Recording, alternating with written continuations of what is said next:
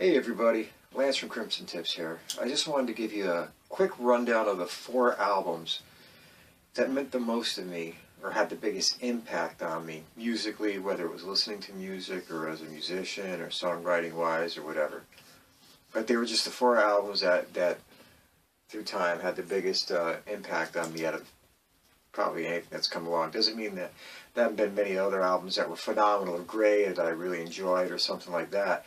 But these are the ones that came along at certain points in time that had the biggest impact. So here we go. Adam and the Ants, Kings of the Wild Frontier. I was 10 years old when this album came out, and most of my life was spent listening to Motown and what was ever in my mother's record collection, which was, again, a lot of Motown or Sonny and Cher or Mamas and the Papas and that kind of stuff. Or living with my grandmother, so, you watched a lot of Lawrence Welk and Hee Haw and all that kind of stuff. So as far as like hard rock, this was the album that really came into my life when I was at an impressionable age. I was 10 years old. The big barumbi beats of the drums was just, I never heard anything like it. I thought it was the most amazing thing I ever heard. You had Marco Perrone doing these like half power chord, heavy duty guitar riffs mixed in with these like Sergio Leone Western sounding things. And it was just like an amazing, the album just to me is one of the most amazing albums you could ever hear, front to back, top to back. And you just play the whole thing. It's an incredible album. You throw in the fact that they were breaking at the point, it was like the dawn of the MTV thing too. And their look was just stunning. They had the pirates and the white stripes. They were just like, half Native American, half pirate warriors. It was whatever it was just a major impact. And those first few Adam and the Ants and even Adam Ant solo records were just amazing, from Kings of the Wild Frontier to Prince Charming, Friend or Foe. And back then too, I was also a horn player. I was a trumpet player in school bands and did that for like 8 years. But anyway, it was cool to hear some of that even incorporated into a rock and roll setting. And if you ever get a shot, if you've never heard it, Adam and the Ants, Kings of the Wild Frontier, phenomenal record. Okay, Kiss's Lick It Up. I was probably 13 or 14 at the time when that all came out, and I was given the cassette by my cousin. He just happened to have it laying around. He goes, "Here, you'll probably like these guys." And he gave it to me. And I think he was a little bit more into like he was more Judas Priest and all that kind of stuff. And he let me borrow this cassette, and I went nuts. I was like, "What?" And this is at an era where everybody had boom boxes, and we all had boom boxes, and that cassette went into mine, and I destroyed it. I listened to it so many times. And for me, it was great because it came in that weird period of Kiss that Vinnie Vincent was on guitar.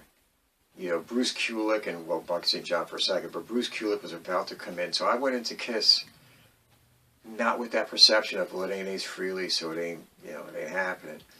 I wasn't biased by any of those kind of stuff, so I got into it. I was like, wow, man, this album is just wicked. Even though Creatures of the Night, that one before it, might have even been better, actually. But I get into it on Lick It Up, and it made me go out and want to buy all the earlier records, and I fell in love with the whole catalog. Maybe now Unmasked and a couple of records, and I fell in love with the whole catalog. It was like they were my band for years and years and years. I love Kiss to death, and it was Lick It Up with those. I mean, the guitars on that are just brutal. It's in your face. It's strong. It's heavy. It was just a wicked record, and still to this day, I don't listen to it as much as I used to. But every now and so often, I'll pop that thing out and go, "God damn! Now I remember why I like this one so much." This is some good stuff. But anyway, there you go. There we go. The big, one that's probably on a lot of lists, a biggie. And that was Guns N' Roses' Appetite for Destruction. I was in high school. I graduated in 1988. And this album came out in 1987, but really nobody caught on to it until like 1988. And at first, when I first started hearing about it, I didn't really care that much because I'm like, I'm one of those guys you have to show me. You can't, "Oh, I found this thing. You should check it out." I'll be like, yeah. They got to, one song does not make a mountain, So they came out, and the Appetite, the Welcome to the Jungle video hit. I was like, oh, that's kind of cool. It's dark. a little more raw than most of the other crap going on today. It was kind of cool. I liked it. I've never been a band that gets into any band over one song.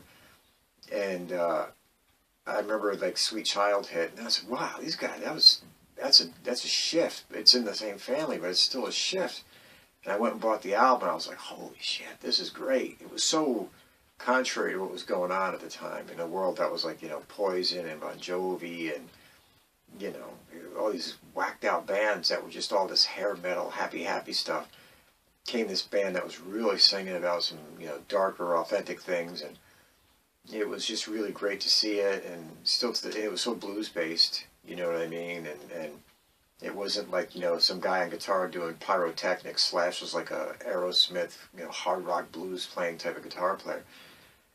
And it was just like, okay, this is what we needed. You know, this is the band that's come along at the right time. That's going to get rid of some of that, you know, too much Aquanet and a guitar player who spent his whole life just sitting in a room, you know, learning tricks and pyrotechnics and shit. And it was just a great album, front to back. That's a great album. You know, I don't think you ever have to hit the skip button or back then fast forward or even move the needle, you know, type stuff. So different than everything else that was out there at the time. Great album, great album. Okay, King's X's Dog Man, probably the most profoundly impactful album of my life. Right there with, you know, the very first of Adam and the Ants, Kings of the Wild Frontier, because this album came along when I was never into the grunge thing that big, you know what I mean? It's like I liked some of the bands, I like, you know, STP and a couple others, but I was never really into the grunge thing that huge, and hair metal had run its course, and I was sick of everything with that. So, you know, all you really had for me at the time was Guns N' Roses, and then listening to the other stuff that I loved, like, you know, Queen and everything like that.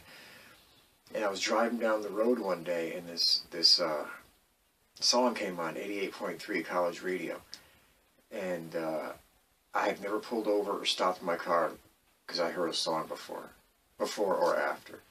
And this time I did. I said, whoa, what the hell is that? That is just massive. And it was King's X's Pillow. And then a second later, the kid, whoever was, you know, DJing that moment, came out and he said, hey, the song Pillow by King's X. I'm like, King's X? Weren't those guys that did like Over My Head a few years ago? Which is a song I absolutely loved. I thought it was phenomenal. But I had been falling out of the MTV thing at that point, so I'd never seen the follow-ups. I didn't see It's Love. I didn't see any of that kind of stuff. I just didn't catch it. And they didn't get really a lot of airplay with even some of those other things. So it was kind of weird. I kind of missed whatever they did afterwards. But I remember liking that first song. And remember I said earlier, I'm not the kind of guy who dives in on one song, but I'm like, wait a minute, they had Over My Head, and now they got this. So I went to my job. I was working for a record company.